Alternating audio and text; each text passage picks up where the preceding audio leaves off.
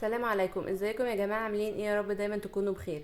النهارده بقى جايه لكم بغدا اقتصادي، شويه اجنحه كده مشويه وخضار مشكل وشويه رز بشعريه، وقضينا كده اليوم بالغدا الحلو ده. اتمنى كده تجربوا النهارده وصفاتي بطريقتي وان شاء الله هتعجبكم، وتقولوا لي ايه رايكم فيها في الكومنتات. ويلا بينا نسمي الله ونصلي على الرسول ونشوف وصفات النهارده عباره عن ايه. اول حاجه هنا معايا كيس خضار مشكل من بسمة. طبعا انا حبيت الصراحة ان انا اجيب الكيس ده عامل 15 جنيه، بدل ما كنت جبت مثلا الخضار طازة. يعني الخضار الطازة كان كيلو فاصوليا عاملة 20 جنيه، كيلو الجزر كان عامل 15 جنيه. والبسلة كده كده مش موجودة، يعني البسلة بتبقى متفرزة.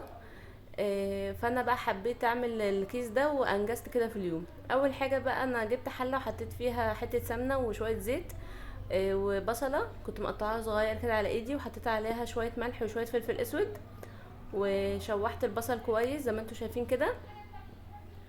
بجد النهارده كان غدا حلو واقتصادي، واتمنى كده تجربوه وان شاء الله هيعجبكم. وكنت جايبه برضو الاجنحه، كان كيلو الاجنحه ب55 جنيه، يعني احسن واهون الصراحه من لما نجيب فرخه كامله. وهنا كانت البصله اتشوحت، حطيت عليها نص معلقه هريسه شطه، يعني تخلي كده الفاصوليا والبسله مشطشطين كده، وبيبقى الاكل بيبقى طعمه حلو وهو مشطشط. يعني بحاول كمان ما كترش الشطه قوي عشان بنوت يعني وكده عشان تعرف تاكل. ولفيت بقى البصله مع هريسه الشطه. وبعد كده بقى انا طلعت كيس الخضار المشكل من الفريزر يعني، واستعملته على طول. هو ما ينفعش يفك وبعد كده نستعمله، او يفك وترجعيه الفريزر تاني، لا ما ينفعش، يعني على طول نشتغل عليه وهو متجمد على طول. طلعته وحطيته على البصله وشوحته طبعا كويس. لازم اشوح الفاصوليا والبسله والجزر مع البصله عشان لو فيهم اي مواد حافظه يعني الريحه تطلع على طول. وبعد ما شوحتهم حطيت عليهم عصير طماطم ومعلقه صلصه عشان يخلي الصلصه حمرا كده وتبقى صلصه حمرا وحلوه. وقلبت عصير الطماطم كويس معاهم. وبعد كده بقى حطيت معلقه سكر، طبعا احنا بنحط السكر عشان يعادل حموضه الطماطم. وحطيت كمان معلقه ملح ومعلقه فلفل اسود وبصل بودر وتوم بودر، وقلبته كويس. وهغطيها بقى واسيبها تتسبك شويه مع نفسها. بصوا الصلصه لونها بقى احمر وجميل جدا. وكان غدا سهل النهارده يعني وكده، يعني ما وقفتش في المطبخ كتير، هو يا دوب 5 دقايق كده وخلصت وطلعت من المطبخ.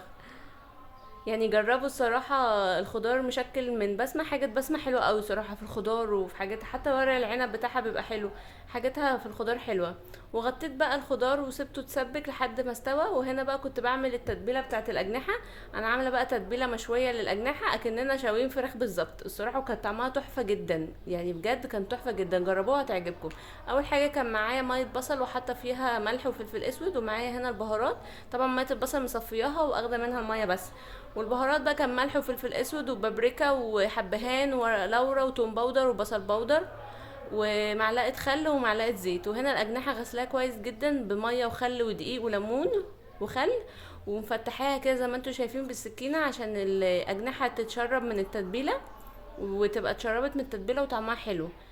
وطبعا بقى الافضل انك تعمليها من بالليل، يعني تسيبيها ليله كامله كده في التتبيله، بتخلي الاجنحه او الفراخ عموما بتبقى شاربه من التتبيله وبيبقى طعمها حلو قوي. بس انا صراحه كنت مستعجله فسبتها 5 ساعات، هي يا دوب قعدت معايا 5 ساعات، وكانت والله كانت طالعه تحفه جدا وكانت طعمها حلو قوي. جربوها يا جماعه والله هتعجبكم قوي. هي اصلا دي التتبيله دي تتبيله الفراخ المشويه الاصليه، يعني طعمها حلو.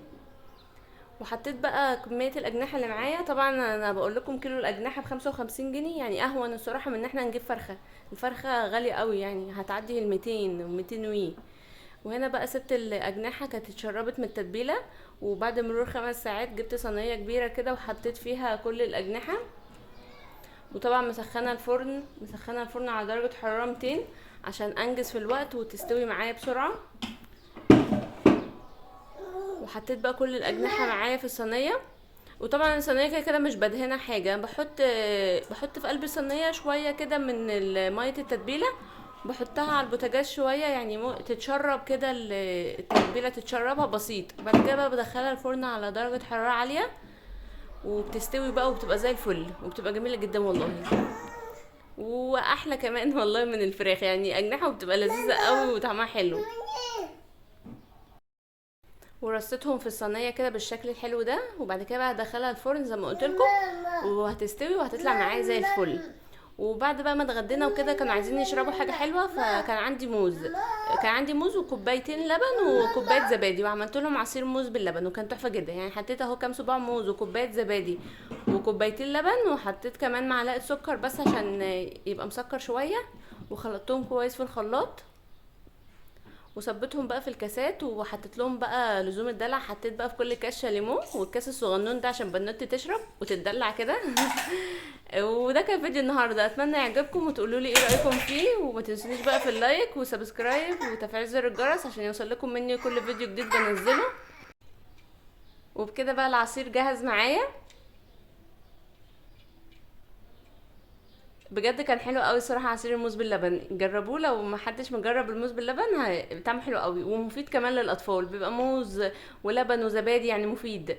وحطيت لهم بقى شاليموهات وكده، وبقى عصير حلو قوي. وما تنسونيش في اللايك، والقاكم في فيديو جديد تاني ان شاء الله، مع السلامه.